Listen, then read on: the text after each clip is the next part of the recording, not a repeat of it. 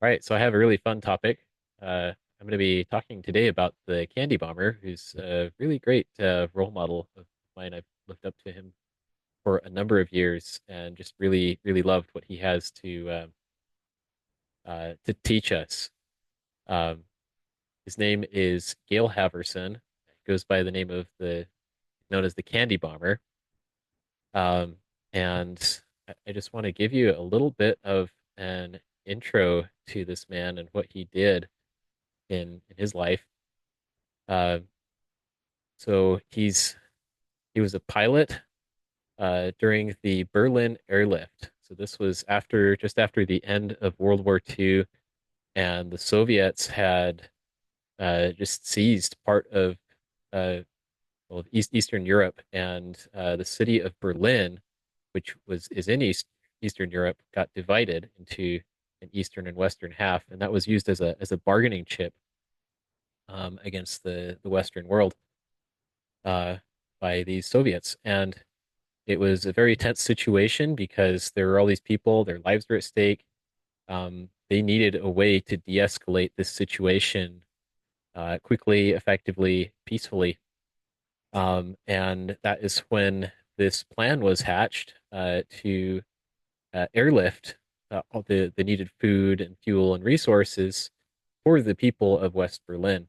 And so Gail Haverson was a pilot who was part of this initiative to go and provide that food and materials.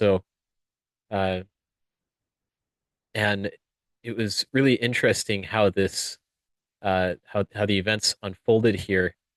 Uh, he was in the process of this charitable mission right after this war, um, to the people of, by the way, of a country that we had just been at war with. So there were still some, harsh and kind of difficult feelings for people to navigate around that. If you can imagine, just being at the end of this really intense war and having all those feelings uh, across those national boundaries and so on. So it was a time of great tension across multiple fronts. And yeah, he's just this guy from a farming town in Utah, and he's piloting this aircraft and doing these delivery runs to this airbase there. And he had this experience one day where he was out at the airbase um, in Western Berlin.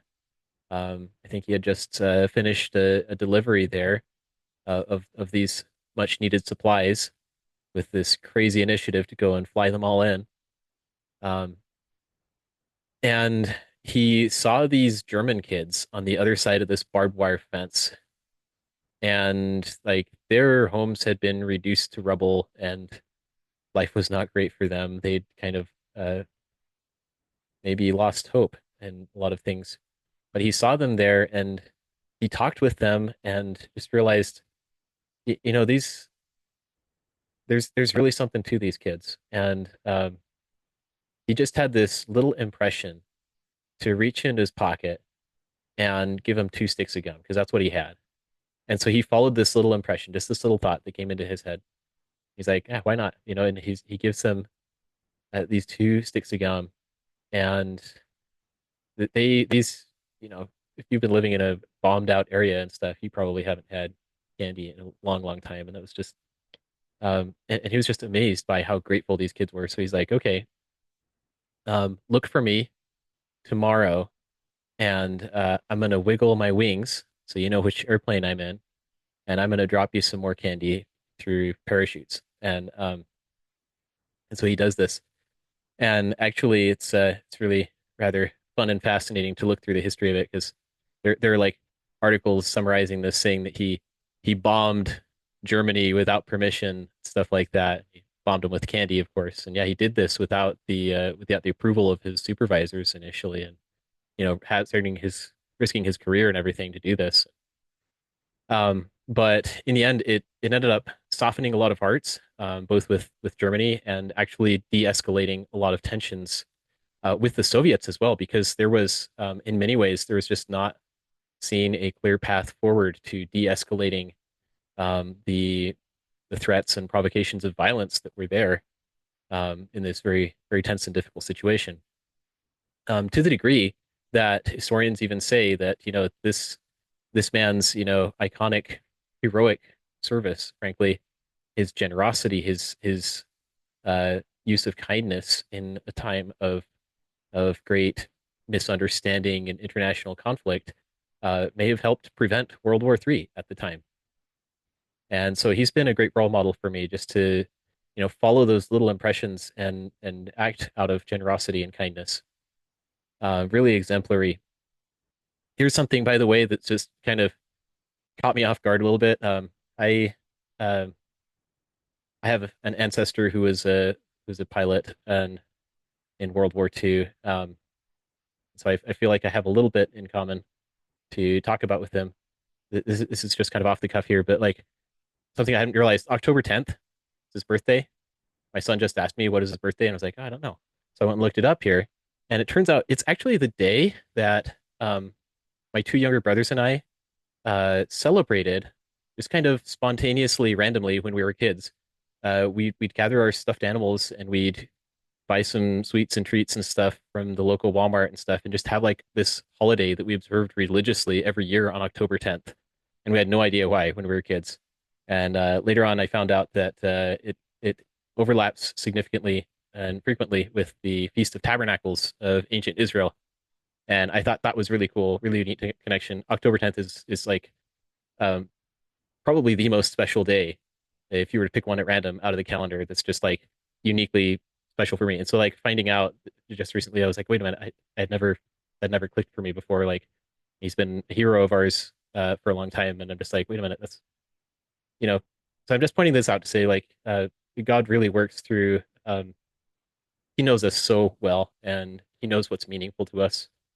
Um, and he arranges all these seeming coincidences, I guess, to help us be glad, frankly, and to show us what's important.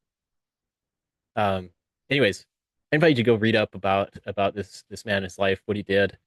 Um, a couple of years ago, he passed away. And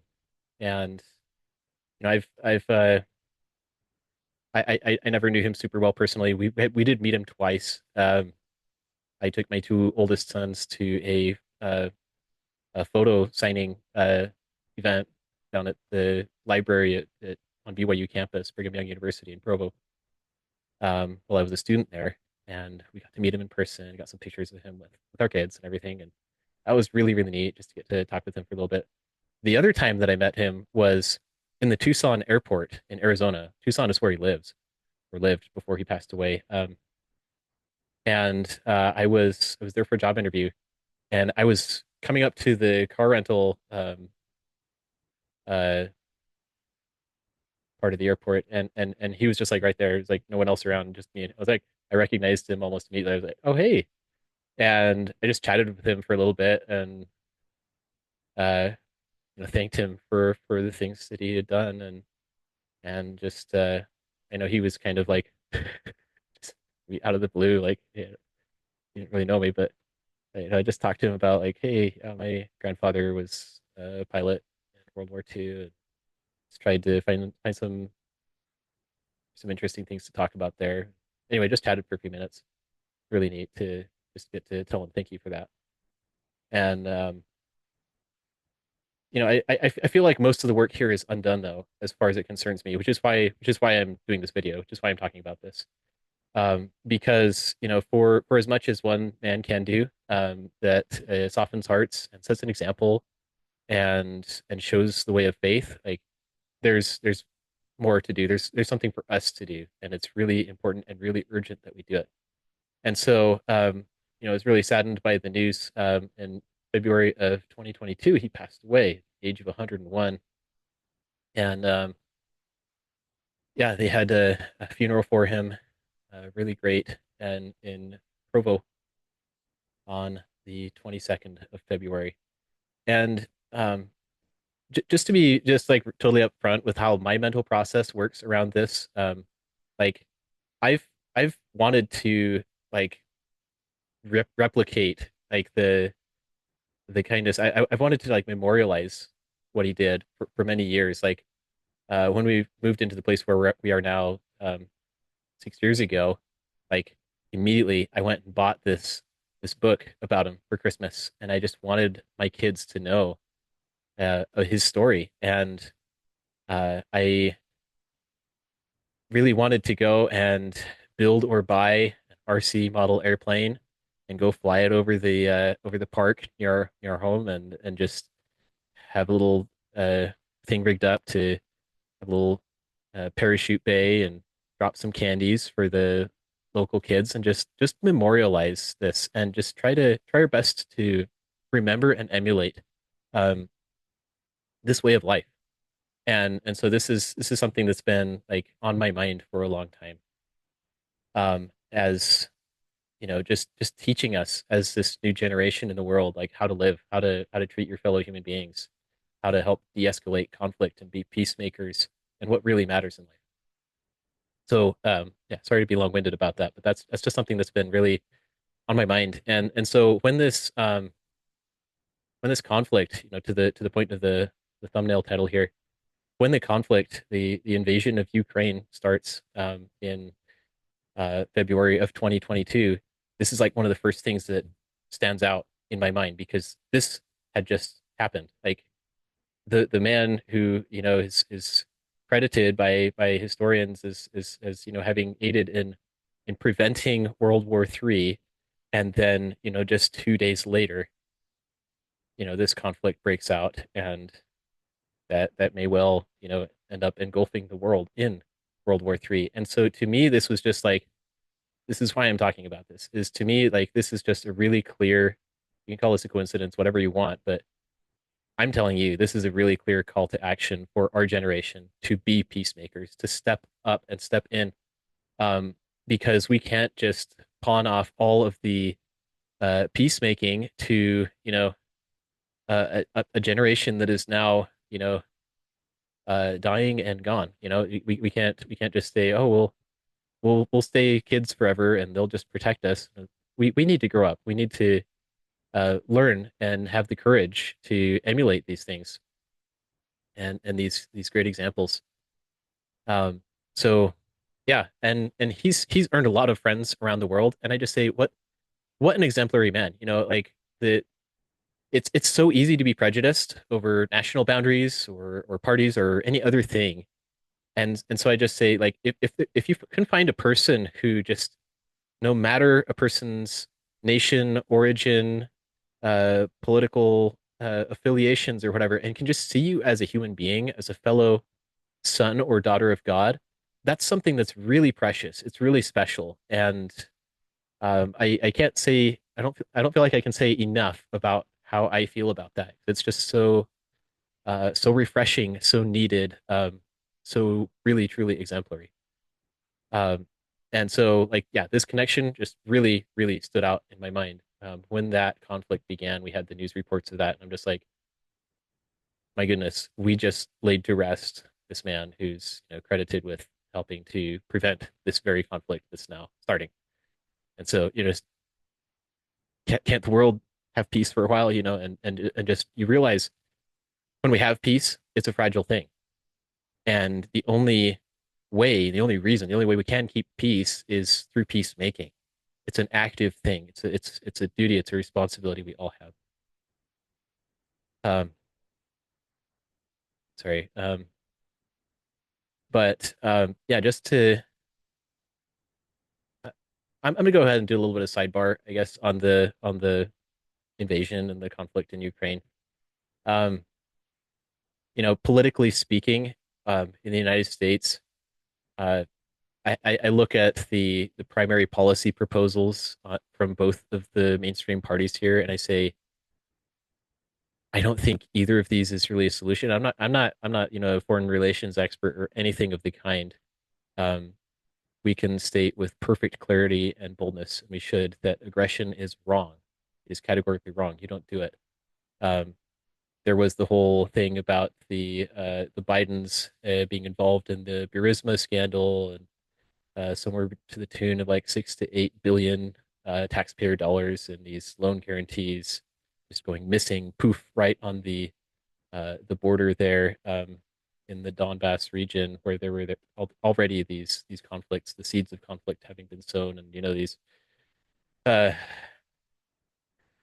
oligarchs and warlords around there, and this money just disappears. And there were some fairly serious, I think, well evidenced allegations that they were trying to conduct a proxy war there on that border. And then, people could cry conspiracy theory around that, but then this full scale uh, invasion broke out. And so, smoking gun from the American political parties here, and I say parties because you can't just content yourself with an us versus them mindset and assume that your policy is great. That's a really stinky way to do business. It's a really prideful way to do things, and it's very effective at defeating self introspection and actually trying to find out what is right because you're so obsessed over who is more right, and then you claim to have this moral high ground over other people, and you no longer, so often this is partisan thinking, is that you just no longer care about what is right, and you don't really listen to solutions. And I'm not claiming to have a solution here per se, but it's more that, like, I'm going to talk in terms of principles. Like, the principles are and include that, um in no particular order. um One, you don't provoke a foreign power. There are good reasons to believe that, this conflict, we were provoking it. I say we as in, like, the whoever's pulling the strings in these political parties and making money go over there and disappear and fall into wrong hands. Anyways, I don't know the whole chain of custody on this, and so it's super easy to just point fingers and stuff. But if in terms of our attitudes, let's just put it that way, without claiming to know everything here.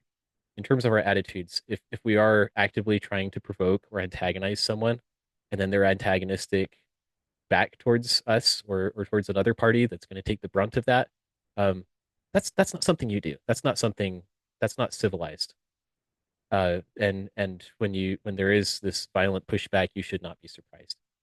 And in terms of this defensive war on Ukrainian soil now, like, people are absolutely justified in using lethal force to defend their own families. So anybody who's, like, got this um, dispassionate approach to it and just be like, oh, I don't really care, or I've even heard from some conspiracy theorists just saying it's all a movie, guys. It's just a theatrical production or whatever. It's like, this is not a theatrical production. There are people who are losing their lives here, and this is a real war. And just don't treat people that way, because then when it comes for you, what do you want other people to do? Do you want them to just sit around and be like, oh well, he had it coming, or oh, that's just fake news, or whatever.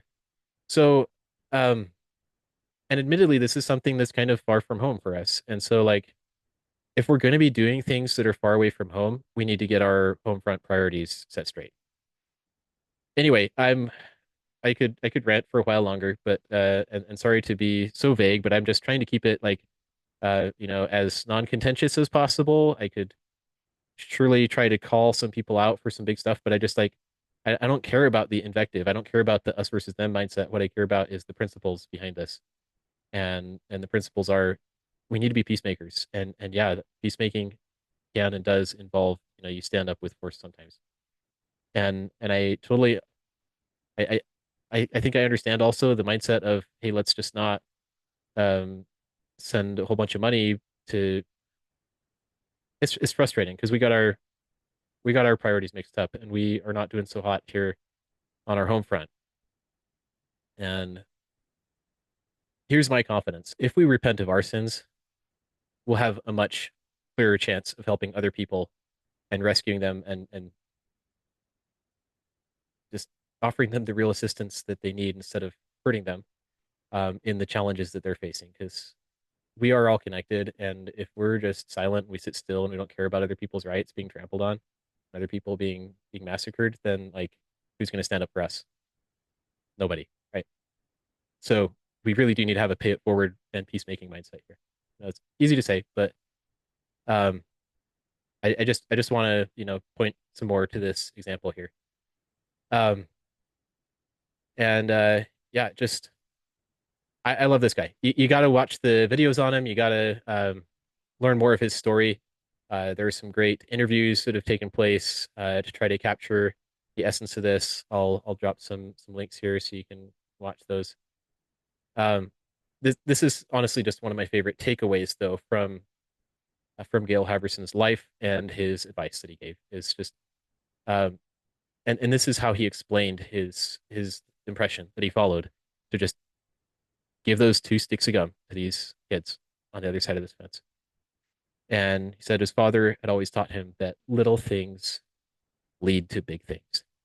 And this is true. This is what the prophet, President Russell M. Nelson, he's the prophet of God for members of the Church of Jesus Christ of Latter-day Saints and for all of the world.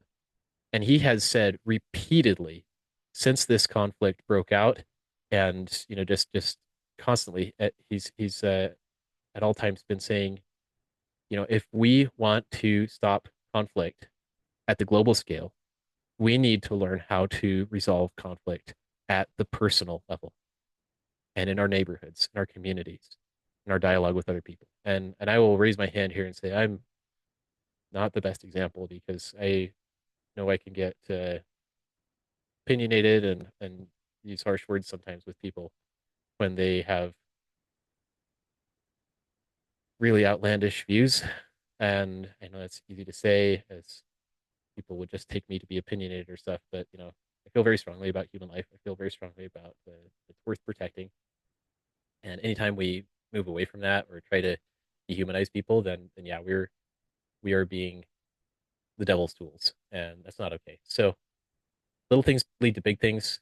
I'm saying this just to convict ourselves here, basically, in our dialogue, in the way we think about other people, in the way we treat other people. Are we serving them? Are we working for the benefit and for the peace of our fellow human beings, or promoting civilization and doing good, or are we destroying? Are we just here to tear down? And so this is just a really powerful message of we got to be creators, and if we're not creators in little things, we're not going to be creators in big things. And just how much ingenuity does it take? You know, this is the substance of this. Like this thing didn't happen in a vacuum. It didn't just happen by accident. It didn't happen by chance. It happened because this man was prepared and he had the courage to go act on that little prompting. He had already prepared himself through countless little acts of service. He had already had the mindset, the disposition, and the character to do this. If that had not been the case, this would not have happened. And that points us to Jesus Christ. Because the greatest accomplishment of Jesus Christ, which is, you know, beyond all comprehension, is his magnificent, his marvelous atonement. And what prepared him for that? If it's been said that if not for the character of Christ, there would have been no atonement. And that's true. And so we need to recognize the effect that our little daily choices, our little hour by hour and even minute by minute choices of what media to consume, or maybe the choice to stop consuming so much and start producing something, start creating and adding value. I love that. But just the decision to um, choose to be creative, choose to be constructive rather than destructive, choose to be a peacemaker. And, you know, if I were sitting in my little commentator box here, observing things on the world stage, I'd be like, seeing this predicament and these tensions with the Soviets and everything in the Cold War era, immediately post World War II, I'd be like, I'd be very tempted anyway to think this is hopeless. What do we do? And so we need to change our attitudes. We need to change our character and just really be good at this. Um, so there are some great articles to read, and I think I'll just try to wrap this up with just some photos of you know just go through a little slideshow here. You know what? Sorry, I should be full screening here. Give me a second. There we go. There we go. So yeah, this is can you imagine this guy, being this bomber pilot? He's flying over your territory, right? Looks so menacing, this lieutenant colonel just oh, he's gonna drop some packages over you. And you should really read, you should listen to the letters that these German kids wrote to him after he started doing this. They're so cute. They just loved him. And this is something that each of us really needs to know is this is what fueled him to keep him going, by the way, is the fact that like they wrote him like after his first candy drop, like these kids just banded together and wrote him like this big pile of letters, thank you notes that, you know, arrived at his station there. And so he's going through this and just realizing, wait a minute, I'm making a difference. I'm making a difference. I need to keep this up. I need to keep doing this. And so I urge each of you, start creating. If you're not currently, I'm not accusing anyone of being uncreative, but like it's made such a difference in my life. Just the mindset switch between stop being such a critic and just start creating more. And I understand I'm, still criticizing politics and stuff, but like we really do need to look for implementations of the principles. And that requires a lot of effort. It requires intelligence. It requires preparation. Got to build your talents. Um, and yeah, that's one of the messages I just really want to pull out from this. Um, you can see these raisin bombers. That's what the Germans called them. Americans called it candy bombers. But yeah, we can make a difference in the world. We can definitely do a lot of good if we put our minds to it and just follow those promptings with a still small voice to go and do things. There's one more thing I wanted to go back to here. Give me a second.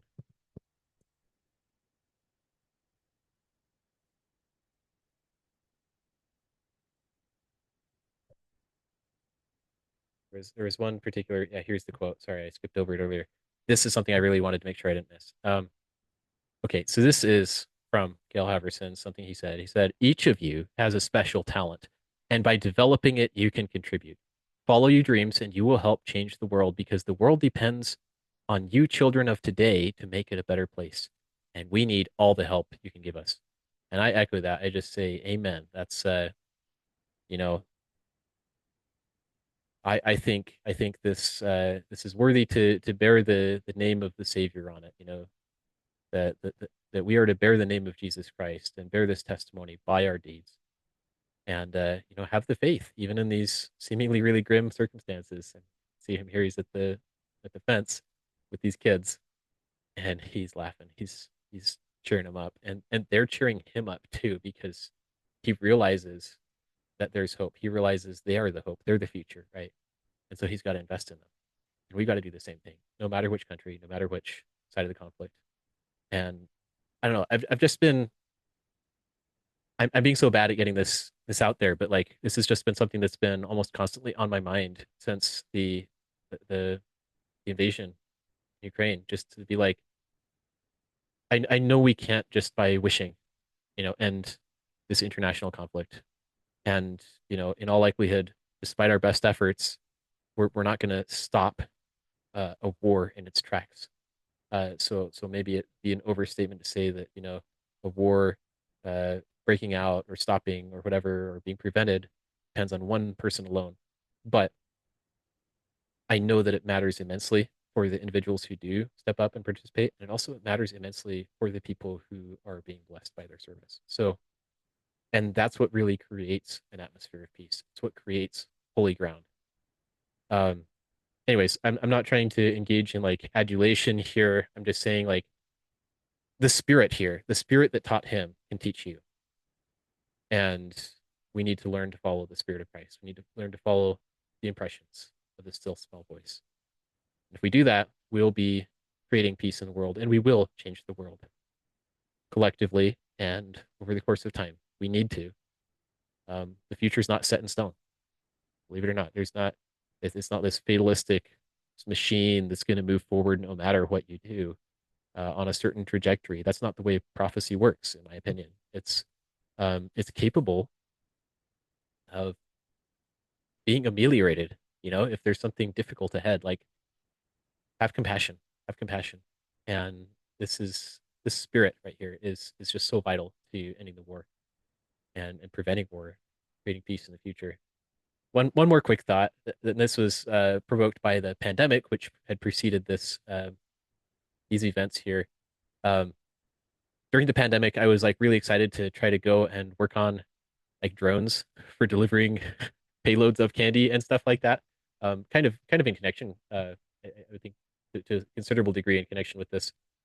Um, but and you see footage from the war of like drones dropping grenades and these all kinds of you see them used for war, and I'm just like, this is technology, and the technology is like inherently neither good nor bad, but like let's be more creative and let's use it for more good, and just we can soften hearts there, and I just want to get that message out. I know I'm totally inadequate. I'm not. Um, I think I'm capable of expressing everything that I feel about this, but like follow the revelation, seek and follow revelation from Jesus Christ. He knows what to do. He knows how to overcome these seemingly impossible situations, and we do it by faith. We do it by faith. It's um, even with our best efforts. Again, don't be discouraged if things don't pan out exactly the way you want, but um, we can take heart because there are going to be people who are going to be blessed if we do, try our best to be peacemakers in our spheres, wherever we can, wherever we have influence. Um, and yeah, that was one idea that popped into my head during the pandemic. It's just, we can't go. We're not allowed to go visit people in person. Can I just like go pilot a drone and like drop some candy, drop some nice note or card or something? Obviously, we could have just like walked up to people's houses and dropped off stuff, and that occurred to me way too late. So I'm dumb, but like go get ideas and maybe even more importantly than just try to noodle and get ideas is just go do stuff. Go serve your neighbors, and that's what's going to prepare you for even greater service in the future. And yeah, just wanted to share this little testimony, devotional, I guess, and say go and do likewise. Um, I think there's an event here. Yeah, Veterans Day. This Veterans Day. So if you're in American Fork area, if you're in the Utah Valley area, they're doing this Veterans Day run at the American Heritage School, American Fork. So that's really exciting. And anyways, just I love connecting with people on this stuff. If you know more resources, more people to interact with, people who are interested, not just in, preserving specifically the legacy of the candy bomber, but also just like people who want to serve together and contribute and share good ideas, share successes, and just appreciate good things. Uh, Happy to hear about it. Anyways, thanks. That's all. I think I've been talking for a long time. So we'll see you next time.